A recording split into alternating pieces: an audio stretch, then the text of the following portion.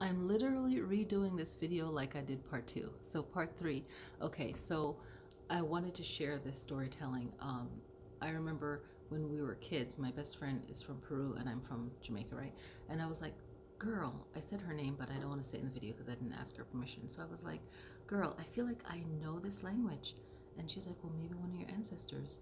She just said what I was thinking was from either Brazil or Portugal or whatever. And mostly I would think the strongest connection would have been an African and a native, mostly African or native, whatever, that was forced to learn the language. And in the DNA, I was like, that language sounds strongly familiar, like a deep connection, right? So it's having that. So talking spiritually. So she's like, yeah, maybe you were related, and in slavery everybody was moved around in that area, so there's a connection, right?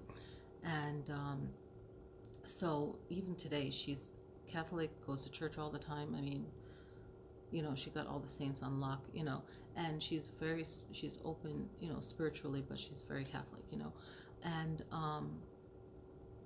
it's it's just, and going back to um, the research, there's a lot of people that are doing the research that I already know already growing up, is that there's different types of native, and they are ones that are black.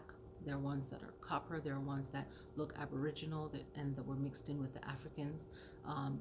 They are with the different Africans that were brought over. That was all mixed up anyway. Every African person had different looks, so when people are just thinking like this, when there's everything is so bigger than what we know, and this is not, it has to do with the image that they portray as one thing, but it's larger than that. So I don't want to go off. This is more learning. So um, you have, when you're doing your research, and this is also for North Americans too, when you're doing your research, North Americans with that are black, African descent, whatever, right? Learning Spanish and Portuguese and Dutch, those three have the oldest documentation from the 1400, where you're just in school, you're just getting the little bits and pieces, and being raised in two different, or growing up in two different um, learning system. You're just getting from the 1600s and whatever they want to teach, but you have to do your own research.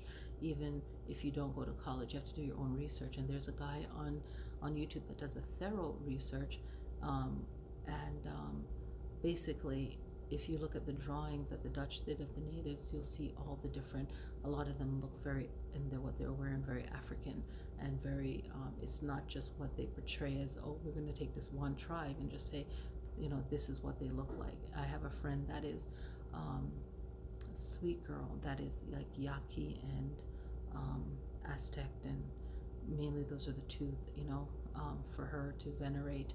But I was having a conversation with her, and she's like, yeah, they were very dark black natives too, but no one, they're mixed in, killed off. There's a lot of tribes that look various way that was killed off. In Louisiana, you have Florida. Even in the research of the Jamaican islands, in this island that is off Mexico, there was a lot of slave trade there. Even for like say the tribes from Connecticut, what is now Connecticut, and